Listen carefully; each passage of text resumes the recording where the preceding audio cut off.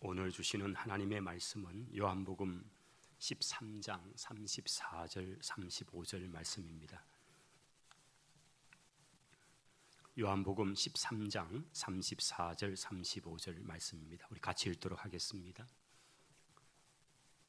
새 계명을 너희에게 주노니 서로 사랑하라. 내가 너희를 사랑한 것 같이 너희도 서로 사랑하라. 너희가 서로 사랑하면 이로써 모든 사람이 너희가 내 제자인 줄 알리라. 아멘. 아멘.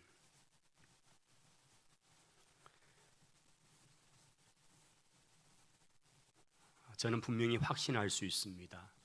하나님의 방법, 하나님의 길은 나의 방법, 나의 길보다 훨씬 높다는 사실입니다. 성경에 계시된 하나님의 사랑하시는 방법은 나의 상식과 예상을 언제나 뛰어넘고 벗어나는 것을 보게 됩니다. 일반적인 예상과는 일치하지 않을 때가 너무나 많습니다.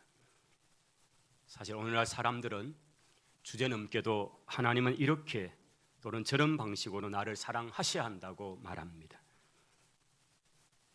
그러나 하나님이 나를 어떻게 사랑하시는지 알 수 있는 유일한 방법은 기록된 성경의 말씀입니다. 그분의 말씀을 듣고 그를 믿는 것뿐입니다. 성경에는 하나님이 영원전부터 다른 열방을 사랑하신 방법과 다른 방법으로 이스라엘을 사랑하고 계시다고 말씀합니다.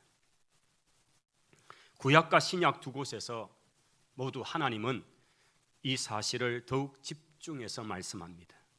마치 더럽고 피투성이가 된 채 버려진 아이를 한 왕자가 찾아와서 말하는 것처럼 너는 내 것이야. 나는 너를 사랑해. 너 외에 그 누구도 사랑하지 않는다. 나는 너를 죽음에서 일으킬 것이고 너를 깨끗게 할 것이고 너와 결혼할 것이야. 에스겔 16장 전체 속에서 하나님이 어떻게 우리를 사랑하시는가 그렇게 나타나 있습니다. 하나님은 포로로 잡혀있던 이스라엘에게 말씀합니다. 옛적에 여호와께서 나에게 나타나사 내가 영원한 사랑으로 너를 사랑하기에 인자함으로 너를 이끌었다고 말씀하십니다. 이스라엘의 역사 속에 하나님의 사랑의 행위는 언제나 영원한 사랑으로 우리 가운데 나타나셨습니다. 여호와께서 너희를 기뻐하시고 너희를 택하심은 너희가 다른 민족들보다 수가 많기 때문이 아니다고 말씀하시면서 여호와께서 다만 너희를 사랑하심으로 말미암아 택했다고 말씀합니다. 이것은 신명기 7장에 나와 있는 말씀입니다. 하나님이 왜 애굽 땅에 살고 종로로 타던 그들을 이끌어내어서 이 광야 가운데로 그리고 시내산 아래로 그리고 모압 평지 약속의 땅 바로 그까지 이끌어 가셨는가? 그것은 하나님이 그들을 사랑했기 때문입니다. 하나님이 이스라엘을 사랑하시는 그 방법은 다른 열방을 사랑하는 것과 다르다고 말씀하십니다. 하나님은 이스라엘에게 이 사랑을 전하시면서 에돔과 에스와 다르다는 것을 분명히 말씀하셨습니다. 내가 너를 사랑했는데 야곱 너를 사랑한 것은 네 형 에서의 사랑과 다르다는 것입니다. 내가 야곱을 사랑했고 에서를 미워했다 그렇게 말씀하십니다. 하나님이 이스라엘을 사랑하는 것이든 열방을 사랑하는 것이든 똑같아야 된다고 생각하지만은 그런데 성경 속에는 이스라엘을 향한 하나님의 사랑이 특별하다는 사실을 분명히 말씀합니다.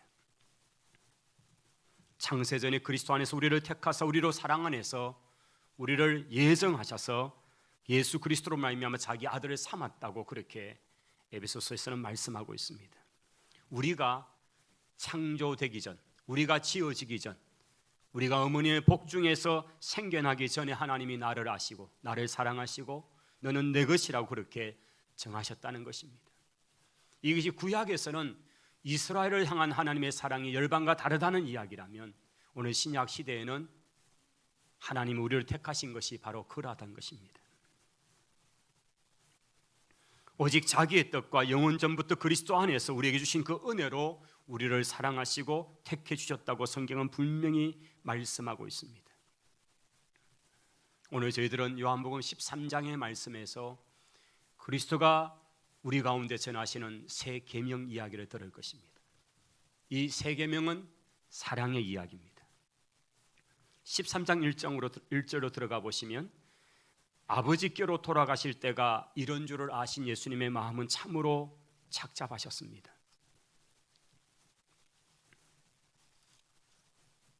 6월절 전에 예수께서 자기가 세상을 떠나 아버지께로 돌아가실 때가 이런 줄을 아시고 세상에 있는 자기 사람을 사랑하시되 끝까지 사랑하셨습니다.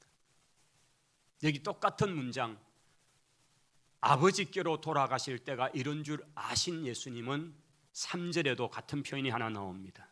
저녁을 먹던 중에 예수님께서는 아버지께서 모든 것을 자기 손에 맡기신 것과 또 자기가 하나님께로부터 오셨다가 하나님 아버지께로 돌아갈 것을 아시고 라고 그렇게 기록되어 있습니다. 돌아가실 때가 이제는 가까이 왔다는 것을 아시는 예수님. 이 돌아가실 때는 곧 죽으심을 말씀하고 있습니다. 사실 사랑하는 부모나 형제가 세상을 먼저 떠나는 그 장면을 지켜본다면 이것은 쉬운 일은 아닙니다. 그런데 떠나는 그분의 입장에서는 이제 희미해지고 있는 그 시력을 가지고 마지막 호흡을 숨가쁘게 내쉬면서 앞에 둘러있는 아들과 딸을 바라보면서 내뱉는 그 말, 뭔가 부탁하고 싶은 그 당부, 이것은 너무나 귀하고 그리고 그 고인될 그분에게는 얼마나 소중한 순간이겠습니까? 우리 예수님께서 돌아가실 때가 가까이 와서 이제 이 밤이 지나면 십자가에 달리게 되실 그 주님께서 사랑하는 제자들을 향해서 말할 수 없는 그런 애틋함을 가지고 그들을 대하고 있는 모습입니다. 13장 1절에는 자기 사람을 사랑하시는데 끝까지 사랑하시는 모습으로 묘사가 되고요. 주님은 그 12명의 제자가 있는 그 자리에서 겉옷을 벗으십니다. 그리고 수건 하나를 허리에 두르시고 대야에 물을 받아다가 제자들의 발을 하나씩 씻기기를 시작하십니다.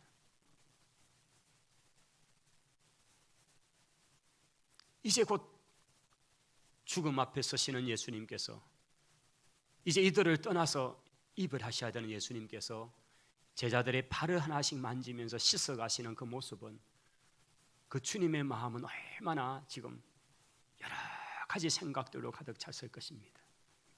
그것은 사랑의 표현이었습니다. 남겨지게 될 이 제자들을 향한 주님의 사랑입니다. 우리가 흔히 말하는 그 세족식의 장면입니다. 당신을 가른 유다의 발도 주님께서 사랑으로 만지면서 씻기를 시작하셨습니다. 베드로에게 왔습니다. 베드로는 손사래를 치지요. 절대 제 발을 씻을 수는 없습니다. 제가 어떻게 감히 주님으로부터 발을 씻김 받겠냐고 했지만은 주님의 한 말씀 앞에 그는 자기의 온 몸이라도 다 목욕시켜 달라고 그렇게 자청하게 됩니다.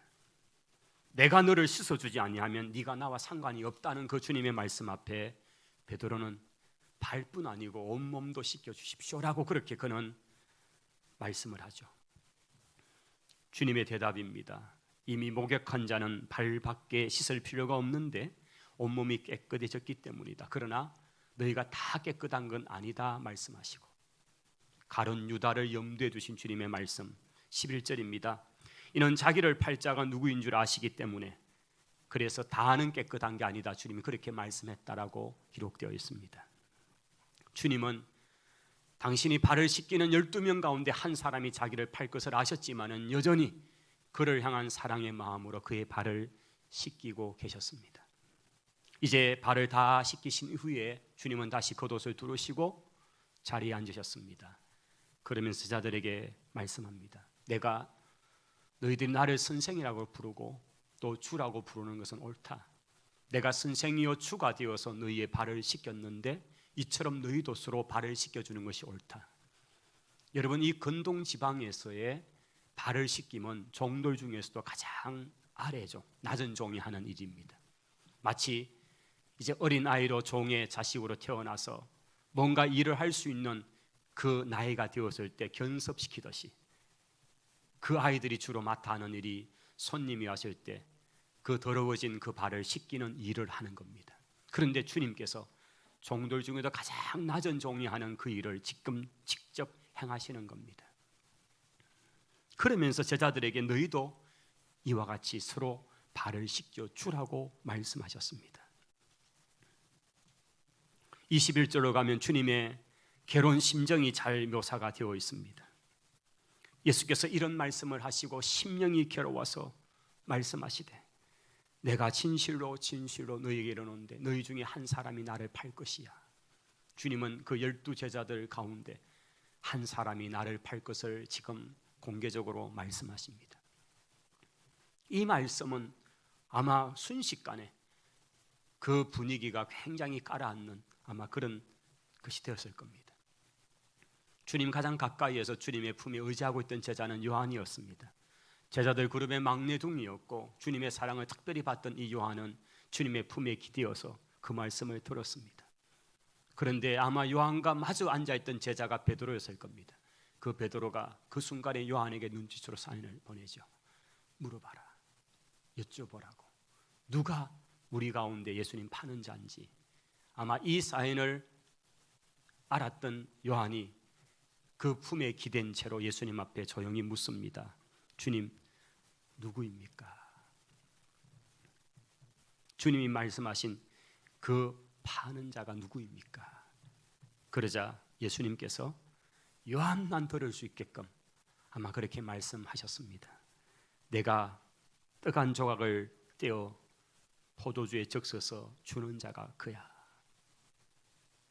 그리고는 주님께서 잡수시던 그 떡빵을 하나 찢으시더니 포도주에 찍어서 건네주는 제자가 바로 가까이 주님의 손이 닿는 곳에 있는 가룟 유다였습니다.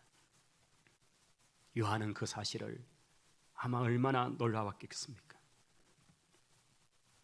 26절로 가면 곧 한 조각을 적셔서 가롯 시몬의 아들 유다에게 주셨다고 기록되어 있고 27절에 그 조각을 받은 후에 사탄이 가룟 유다 속으로 들어갑니다.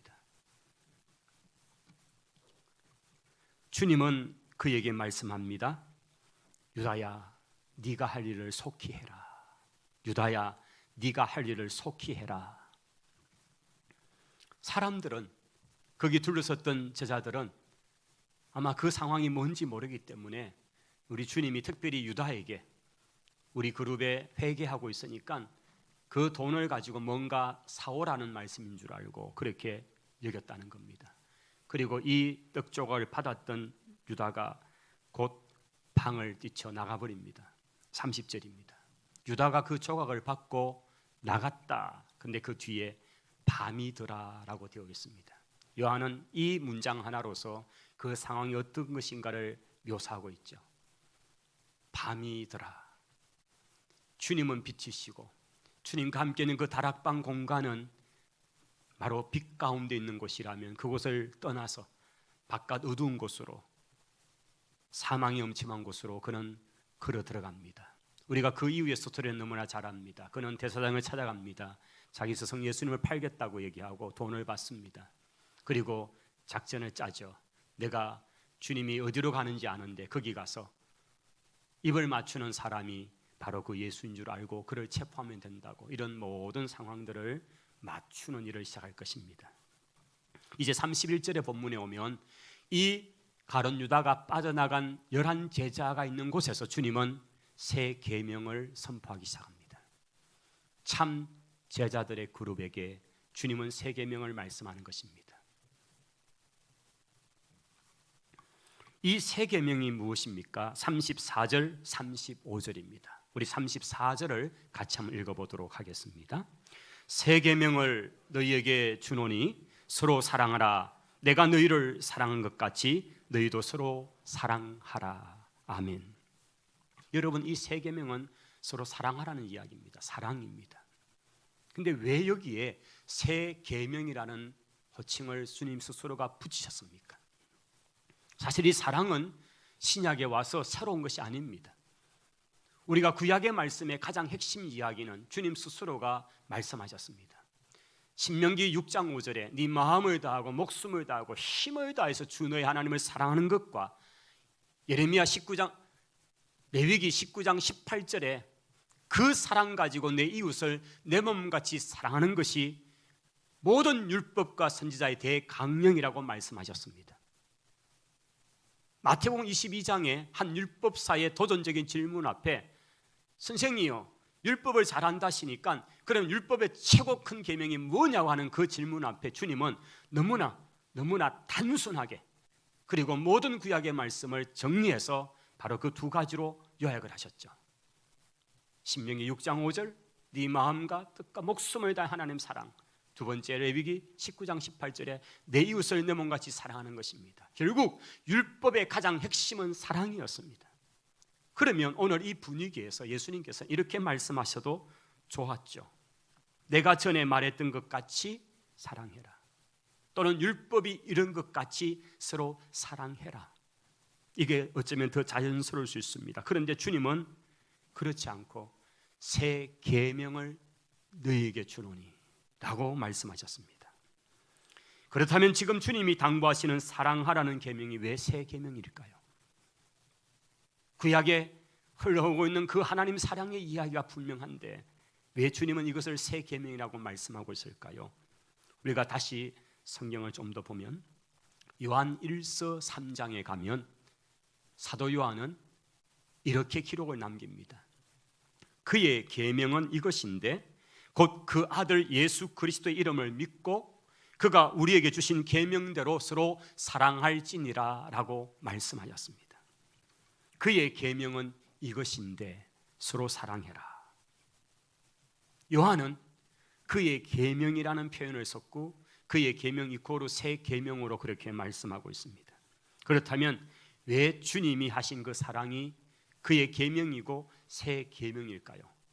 이것은 다시 오늘 본문으로 돌아옵니다. 요한복음 13장 34절입니다. 새 계명을 너희에게 주노니 서로 사랑해라. 내가 너희를 사랑한 것 같이 너희도 서로 사랑하라. 여기에 내가 너희를 사랑한 것 같이라는 이 단서가 이것이 새 계명이 되는 기준이 된 거죠. 우리가 서로 사랑하는 것으로서 새 계명이 아니라 주님이 우리를 사랑한 것 같이라고 하는 이것이 기준이라는 것입니다. 예수님께서 이 세상에 오시기 전까지 아무도 내가 너희를 사랑한 것 같이를 알 수 없었습니다. 그러니 구약 성경의 마지막 말라기 1장에 가면 내가 너희를 사랑했다는 하나님의 말씀 앞에 그 백성들이 마치 한가하듯이 저항하듯이 외치는 메시지가 있죠. 하나님이 어떻게 우리를 사랑했냐고, 우리가 지금 이 꼴이 뭐냐고, 나라가 짓밟히고 포로가 되어 이제 돌아와서 지금 이렇게 피폐한 가운데 사는 우리 꼴을 보십시오. 이런데도 하나님 우리를 사랑했습니까? 우리 사는 모습을 보십시오. 하나님 이래도 우리를 사랑한 적이 있습니까? 그들이 그렇게 한가하는 장면이 나옵니다. 하나님께서 이 신약의 문이 열릴 때에 당신의 아들을 이 땅에 보내셔서 하나님이 어떻게 우리를 사랑하신지를 보여주기를 시작하십니다.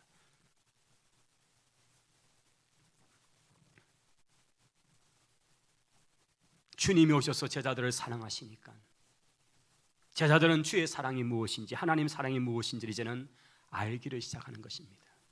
요한복음 15장에 가면 주님은 또 이렇게 말씀합니다. 내 계명은 내가 너희를 사랑한 것 같이 너희도 서로 사랑하는 이것인데 사람이 친구를 위하여 목숨을 버리면 이보다 더 큰 사랑이 없다고 말씀하시면서 주님 당신이 사랑하는 제자들을 친구처럼 그들을 위해서 당신의 모습을 버리신다는 것을 말씀하고 있습니다. 여기 요한복음 15장도 분명하게 새 계명, 내가 너희를 사랑한 것 같이라는 단서를 우리는 볼 수 있습니다. 예수님께서 제자들에게 요구하신 사랑은, 그 사랑의 새 계명은 언제나 기준이 있죠. 그 기준은 십자가에서 피를 쏟기까지 우리를 사랑하신 그 사랑이 기준입니다. 이러한 사랑을 하라고 주께서 죽음 바로 그 직전에 새 계명을 선포하고 계신 것입니다.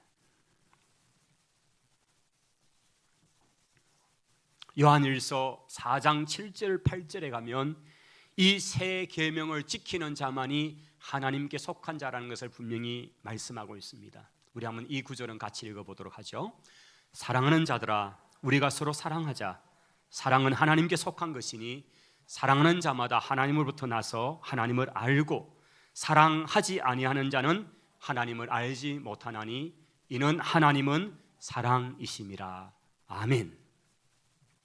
하나님께 속한 자임을 증거하는 사람은 십자가의 사랑을 행하는 자들이어야 된다는 것을 말씀합니다.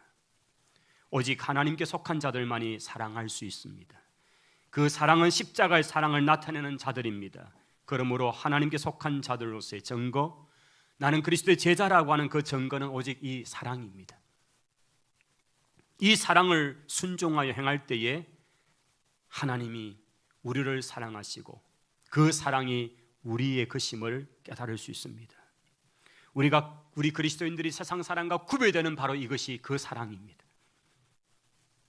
세상 사람들이 할 수 없는 그 사랑이 바로 이 새 계명인 것이죠. 이 계명은 성령이 없는 사람들은 지킬 수 없습니다. 거듭나지 않은 사람은 그 영을 받을 수 없고 그 성령이 우리 가운데 계시지 않은 사람이 이 사랑을 실천할 수가 없습니다. 요한복음 13장의 오늘 이 본문 속에서 예수님께서는 이 새 계명을 증거하기 위해서 몇 가지 준비하시는 것을 보게 됩니다. 첫 번째는 우리 예수님은 새 계명을 교훈하시기 전에 그들에게 겸손한 마음을 준비시키고 계십니다. 겸손한 마음을 준비시키고 계십니다. 다시 13장 1절로 가면 유월절 바로 전에 예수님께서 자기가 세상을 떠나 아버지께로 돌아가시는 것을 아시면서 세상에 남아있는 자기 사람들을 사랑하실 끝까지 사랑하신다는 주님의 마음이 지금 기록되어 있습니다. 예수님이 지치지 않는 사랑, 끝까지 행하시는 사랑, 심지어 자기를 팔 제자 앞에까지 무릎을 조아려 발을 씻기는 예수님의 그 사랑. 그런데 제자들의 상태는 정반대입니다. 그들은 호산나 찬송을 부르는 예루살렘 입성을 하면서 그들은 너무나 흥분했습니다. 이제 로마를 몰아내고 예수님이 왕위를 찬탈하게 되고 우리가 그 옆자리에 앉게 될 것이다. 자리 다툼을 합니다. 누가 더 높으냐에 대한 그런 싸움을 합니다. 그들은 그 만찬의 석상에 앉아서도 거기에 대한 아주 눈빛들로서 뭔가 서로 주님의 사랑을 독차지하겠다는 생각들로 가득 차 있습니다. 더 높아지고 싶어하고, 그래서 시기와 질투와 경계와 헐뜯음과 미움과 이런 것들로 지금 가득 찬 그 자리에 주님의 마음은 너무나 답답합니다. 이런 심령에게 새 계명은 지켜질 수가 없기 때문에 주님은 그들에게 겸손의 마음을 그렇게 보여주셔야 했습니다. 주님은 느닷없이 대야와 수건을 준비하십니다. 사실 이 모습을 보는 제자들 누구도 식탁에 앉아서 뭔가 주님을 거들고 있는 모습은 보이지 않습니다. 심지어 주님의 발을 먼저 닦아주겠다고 나서는 제자마저도 없습니다. 주님이 겉옷을 벗고 허리를 수건으로 준비하시고 대야에 물을 따다가 발을 씻기는 그 순간에도 누가 하나 제가 먼저 주님 발 씻기겠다고 나서는 제자가 없습니다. 서로 눈치만 보면서 자존심을 꺾지 않고 서로 버티고 있는 것입니다. 먼저 나서면 진다.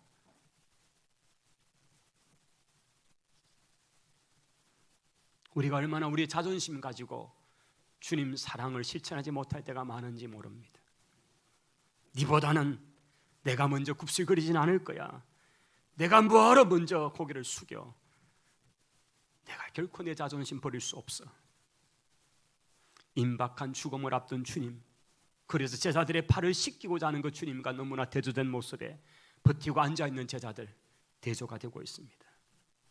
저는 이 상황이라면 아마 제가 예수님이라면 제자들을 막 좀 꾸짖고 나무라고 이런 싸가지가 바가지더라 그렇게라도 말하고 싶은데 주님은 그냥 묵묵히 12 제자들의 발을 만지며 씻기기를 시작하십니다.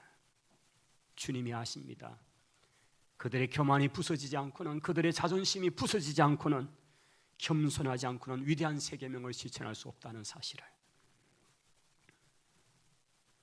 주님의 십자가의 구속의 사역에 동참할 인물은 겸손으로 무장하고 주님이 일러주신 대로 서로 발을 씻기는 자리까지 내려가야 한다는 것을 주님이 말씀합니다.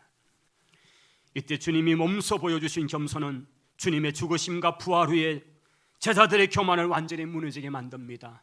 그리고 그 밤에 하셨던 주님이 무엇 때문에 하셨는지 그들은 깨닫게 됩니다. 변화된 그들은 그 삶을 살아갑니다. 자기 목숨을 기꺼이 희생의 제물로 내어놓습니다. 부활한 예수님을 만난 후 부끄러움과 자기 부정에 그리고는 겸손하게 주의 세 계명을 실천할 사람들로 그들은 변화되기 시작합니다. 그러므로 주님의 세 계명을 지켜내기 위해서는 겸손한 마음으로 겸손한 자가 되어야 하는 것입니다. 두 번째 중요한 사실은 이 세 계명은 오직 주님의 사랑을 맛본 사람만이, 경험한 사람들이 지킬 수 있다는 사실입니다. 사실 이 온전한 사랑, 완전한 사랑은 사람에게서 찾을 수는 없습니다. 주님의 깊은 사랑이 어떤 설교자나 어떤 성도들에게서 부분적으로 나타날 수 있을지 모르지만, 그러나 사람은 항상 완전한 사랑을 행할 수가 없습니다. 오직 그리스도와의 만남이, 하나님과의 만남으로서 우리는 그 사랑을 경험할 수 있습니다. 예배 가운데, 말씀을 듣는 가운데 우리가 그 큰 사랑을 경험해야 합니다. 그래야 그 사랑을 실천할 수가 있습니다. 하나님의 사랑을 체험한 사람, 그 사랑에 붙들린 사람만이 그 사랑을 실천할 수 있습니다. 오늘 이 13장의 현장에 주님이 제자들의 발을 씻기면서 그 만져주신 그 사랑, 그것은 이제 여러 날이 지나고 난 뒤에 그들은 그 큰 사랑이 그냥 말할 수 없는, 영원히 잊을 수 없는 사랑으로 그들에게는 새겨지고 그 사랑을 실천할 수 있는 사람들이 될 것입니다. 오직 주님의 사랑을 맛보고 경험한 사람이 이 사랑을 지켜낼 수 있고 이 계명을 지킬 수 있다는 사실입니다. 주님의 십자가 사랑을 실천하기 위해서는 또한 함께 하는 것이 중요한데, 그리스도는 먼저 주님과 함께 한 사람이어야 합니다. 주님과 함께하는 사람이야 다른 사람에게 그 사랑을 보여줄 수 있고 전할 수 있습니다. 사람을 변화시키는 가장 귀한 방법은 주님이 행하신 방법입니다. 그것은 바로 비록 짧은 3년의 시간이지만은 제자들과 함께함으로 당신을 오롯이 보여주셨습니다. 그래서 제자들은 주님이 떠나시고 난 이후에 30년, 50년을 살면서 그 사랑 가지고 주님 같이 행할 수 있었던 것입니다. 함께하는 것, 이게 가장 큰 훈련이요, 그런 제자화의 방법이죠. 우리가 주님을 닮은 후에, 우리가 주님을 만나 그분을 닮은 후에 우리의 형제를 변화시켜낼 수 있다는 거예요. 내가 변화되지 않으면 다른 사람이 변화될 수 없다는 것입니다. 내가 주님 사랑에 오롯이 붙들리지 않으면 어떤 사람도 변화시킬 수 없다는 것입니다. 주변을 변화시키려 하지 말고 내가 그리스도에 붙들려서 그와 연합을 이루어 함께함으로 내가 변화되면 주변이 변화될 줄을 믿습니다. 사도 바울이 외치는 메시지가 있죠. 그가 다메섹에서 예수 그리스도를 만나고 난 뒤에 그는 13년의 시간을 통해서 그가 변화의 시간들을 갖게 됩니다. 얼마나 준비를 합니다. 그 뒤에 그가 복음의 전도자로 사역을 감당합니다. 그는 이렇게 외칩니다. 너희는 나를 본받는 자가 되라. 여러분, 얼마나 위대한 얘기입니까? 여러분은 나를 본받는 자가 되십시오. 그는 그리스도에게 붙어있기 때문에, 그리스도를 닮아있기 때문에 그 얘기를 감히 할 수 있는 거죠. 오늘 우리가 그리스도에게 붙어있고 그리스도와 함께 한다면 우리는 넉넉히 다른 사람을 감화시켜낼 수 있을 줄을 믿습니다. 마지막으로 이 주님의 세 계명은 때문에 사랑도 아니요, 만약에 어떤 것 사랑도 아니고, 그럼에도 불구하고의 사랑입니다. 그럼에도 불구하고 우리는 얼마나 많이 뭐뭐 때문에 사랑하고 뭐뭐 때문에 어떻게 하겠다고 얘기합니다. 또는 만약 이렇게 한다면 내가 하겠다고 말합니다. 그런데 세 계명의 특징은 그 상대의 반응이 어떠한지 관계없이 그럼에도 불구하고 주께서 내게 행하신 그 사랑을 내가 그들 가운데, 인내 가운데 행하겠습니다라는 사랑이라는 겁니다. 성경의 말씀을 한번 들어보십시다. 로마서 5장 6절부터의 말씀입니다. 제가 읽어갈 때 여러분도 좀 작은 소리로 한번 따라 같이 읽어주시면 좋겠습니다. 우리가 아직 연약할 때에 기약대로 그리스도께서 경건하지 않은 자를 위하여 죽으셨도다. 의인을 위하여 죽는 자가 쉽지 않고 선인을 위하여 용감히 죽는 자가 혹 있거니와 우리가 아직 죄인 되었을 때에 그리스도께서 우리를 위하여 죽으심으로 하나님께서 우리에 대한 자기의 사랑을 확정하셨느니라. 아멘. 여기 우리 주 예수님은 우리가 연약할 때에, 우리가 아직 죄인 가운데 있을 때에 우리를 사랑하셨다고 말씀하고 있습니다. 우리가 그 사랑 받을 충분한 자격이 있거나 주님 보시기에 어렵고 주님 보시기에 거룩해서 사랑하신 것이 아니라는 것입니다. 우리가 여전히 죄 가운데 있는데 우리의 약점과 단점과 죄악에 불구하고 우리를 위하여 죽으심으로 하나님께서 우리에 대한 자기의 사랑을 보여주셨다는 것입니다. 내 같은 죄인 괴수가, 타락한 죄인임에도 불구하고 주님이 나를 사랑하신 것 같이 나도 그 형제가 여전히 악하고 나를 받아주지 않는다 해도, 나를 미워한다 해도 그럼에도 불구하고 여전히 하나님 사랑을 드러내는 것, 이게 세 계명이요 십자가의 사랑인 줄 믿습니다. 성도 여러분, 우리가 이 계명을 우리 육체를 무너뜨려서 실천하기 위해서는 부단한 기도의 시간이 필요하고요, 성령께서 우리 가운데 역사하시자만 가능합니다. 이건 우리의 의지로 되는 문제가 아닙니다. 여러분, 우리가 의지하고 의지를 가지고 우리가 열심히 결단을 해서 그것도 몇 시간 가지 못할 때를 봅니다. 우리 속에 역사하시는 성령님이 함께 하셔야 가능합니다. 주님이 보내주신 보혜사, 또 다른 보혜사 성령님 우리 속에 들어오시면 그가 우리가 용서할 수 없는 용서의 용기를 주시고 우리가 사랑할 수 없는 그 마음에 사랑할 수 있는 마음을 주실 것입니다. 성령의 은혜를 더듬어야 합니다. 내가 너희를 사랑한 것 같이 서로 사랑하라는 주님의 이 세 계명의 말씀, 주님이 나를 사랑하신 사랑은 십자가를 통해 증명되었습니다. 나를 위해 십자가에 죽으신 예수 그리스도는 부활 성천하셔서 하나님 나라 왕국의 왕으로 계시고 또한 그분이 다시 이 땅에 오실 것입니다. 우리가 예수님처럼 그러한 사랑을 드러낼 수 있는 것은 성령님이 우리 가운데 오셔서 우리에게 생명을 주시고 그렇게 할 수 있는 은혜를 주시기 때문입니다.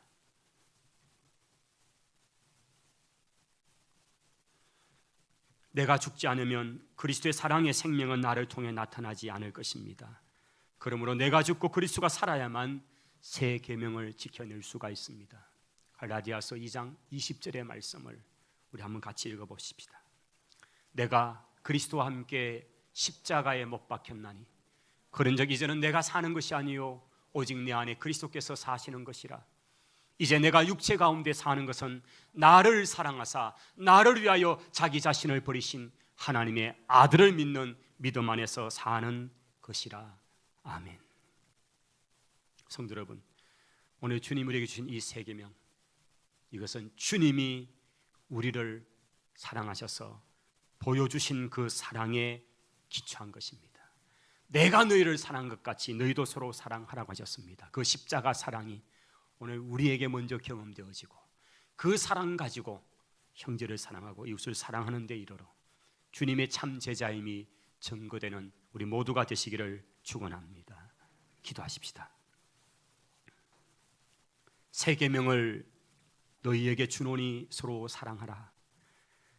내가 너희를 사랑한 것 같이 너희도 서로 사랑하라. 주님의 사랑이 추상적이요 말의 유의로 끝나지 말고 그 사랑이 내 속에 경험되어지고 오롯이 그 말씀같이 그 사랑이 체험되어져서 그 사랑에 힘입어 사랑하는 저희들이 되게 하옵소서. 예수님 이름으로 기도하옵나이다. 아멘. 이제 우리 220장 찬송을 부르시면서 준비한 예물도 드리죠.